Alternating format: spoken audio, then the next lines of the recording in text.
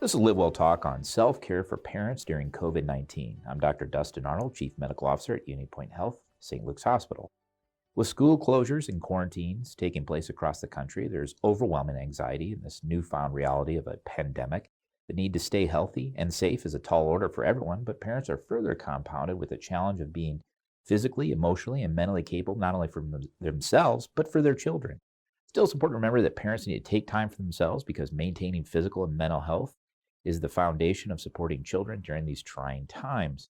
Here to tell us more about the importance of self-care for parents in the time of coronavirus is Josh Petersen, nurse practitioner at UniPoint Clinic Pediatrics. Welcome. Thanks, Dr. Arnold. Josh, I know we've had you on before and we talked about just the stress and anxiety and disruption of a routine and the socioeconomic. We talked in generalities last time. This time, let's get into some specific tools that we can use.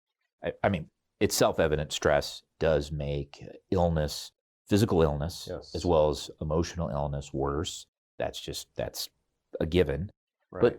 And that certainly impacts our ability to be good parents. I mean, when Right. we are feeling lousy ourselves, it's hard to take good care of our kids. And they notice. I mean, they're perceptive. Absolutely. Yes. I'm blessed not to have any sort of chronic pain syndrome, but I remember one time I had an injury and I was just irritable the whole time because it was bothering me. And it made me stop and think that, well, wow, just being in pain or having a chronic concern, that irritability, you start to impose it upon the people around you, and it's not a pleasant situation. What are some tips for self-care that parents could do to maintain their sanity? Yeah. Well, I think first, just talking about what self-care, Okay. is, because it seems like something that is kind of like selfish. I mean, I think, on the surface, but really it's important for us to take care of ourselves so that we can best take care of, the people around us. So what self-care is anything that we do like intentionally to take care of our, our minds, our bodies, our souls, that sort of re-energizes us. So not something that takes away from us, but like kind of builds us up.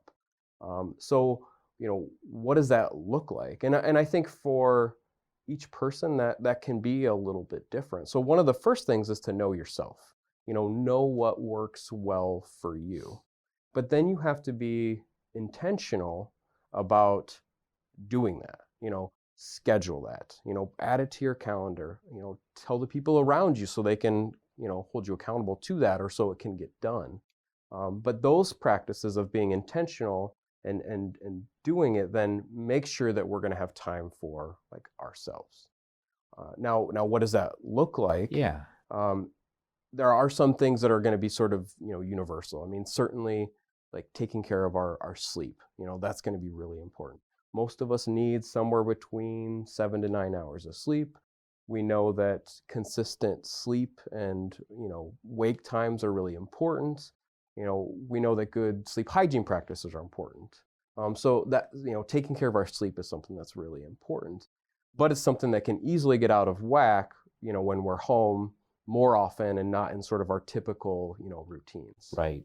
So that would be a challenge, is to, to make sure we're taking care of our sleep. Nutrition is another one. Really easy, to get into some bad habits while you're home more during the pandemic, but, trying to eat, healthy, including, 5 fruits and vegetables a day, trying to limit some of the junk food, unhealthy food, drinking plenty of water. I think, we certainly have seen during this pandemic, like sales of alcohol are way up, so trying to Right. have some moderation, not that, a glass of wine or a beer can't be something that's relaxing, but moderation, And we've had other subject matter experts on where we talked about the concern that child abuse and domestic disturbances may start to climb. Another thing is exercise. Not all of us are going to enjoy the same types of exercise, but it's important that you find some exercise that works for you. We are not all meant to be runners, but getting out for a walk, finding a video, workout that works for you, maybe some, yoga from home, just something that's going to keep you, a little bit active, because we know that exercise is good for our bodies, but it also like gives us energy, releases some endorphins, so it helps us to feel better. So those are some kind of universal like self-care things that we can do. Another thing is connecting with others. And that has been more of a challenge, with this pandemic, is to stay connected with our friends. Because a lot of us are, trying to have some of that social distancing, but, how do we stay connected with them? And I think that takes some intentionality. I would encourage people to, set up like virtual dates, appointments to talk with their friends. I mean, we are blessed with technology that enables us to stay connected. I mean, whether that's, Zoom or, Facebook Messenger or the myriad of different, Right. Technological, things are in place to help us to communicate. But it's good to like stay connected, with our friends, because that helps give us energy, helps us to feel connected, especially for those that feel kind of stuck at home with their kids and they lack some adult interaction. Like being able to have some intentional time, with their friends is going to be really important for their sanity and for their well-being. How does a parent balance and not end up feeling that they're being selfish for themselves? I think I always talk about, my wife has that mom gene. She thinks about the kids and me before she even thinks about herself. Just hardwired. Definitely. I'm not necessarily hardwired that way. I want that to happen, but Right. Moms are just hardwired. It just happens. And my wife is the same. It just way. happens, So, And so I can imagine some parents, particularly the moms, they feel like they're just driven to feel like they would be neglecting their kids by taking care of themselves. But you're saying if you want to do a good job taking care of the kids, you have to take care of yourself. Right. So I would suggest, a husband and wife, they sit down, partners sit down, and they talk about, what do you need for you? Like, what is going to help you be revitalized? What's going to help give you rest? What's going to help give you joy? And then, make a plan, stick with it, that's going to make it happen. Sometimes it's a back massage or 10 minutes of alone time in a bedroom, listen to some relaxing music, lighting a candle. I mean, just, figure out what makes you tick and then make a plan to stick with it. I mean, for those that have older children too, I mean, they can watch the younger kids for a period while mom goes and revitalizes for a period. It's not like we're talking about a whole entire day, Right. But, just things that help take care of you. I think it's important to find those activities that can recharge. I was just reading an article prior to all this, and it was in like a throwaway journal or People magazine or something, but it made a good point that if you need a vacation to get away from your stress and anxiety of your job, then it's that vacation's not going to do it. You have to have tools that you can do every day, because just going away from it actually only makes it worse. And we all know that, it's hard to come back from vacation.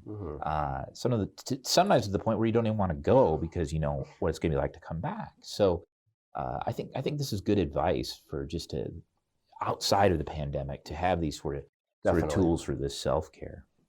So in summary, we're saying it is kind of like on the airplane when they say put your own oxygen mask on first, then put it on the child or the dependent loved one next to you.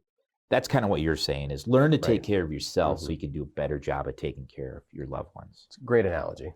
Well, this is great information, Josh, and I'm glad you could come back today to kind of close the loop on what we talked about previously. Again, this was Josh Petersen, nurse practitioner at UnityPoint Clinic Pediatrics. For the most up-to-date information on COVID-19, visit our website at unitypoint.org or the Centers for Disease Control and Prevention website at cdc.gov. If you have a topic you'd like to suggest for the COVID-19 pandemic, please shoot us an email at stlukescr@unitypoint.org. In the meantime, wash your hands, cover your cough, and confine yourself if you're ill, and practice social distancing.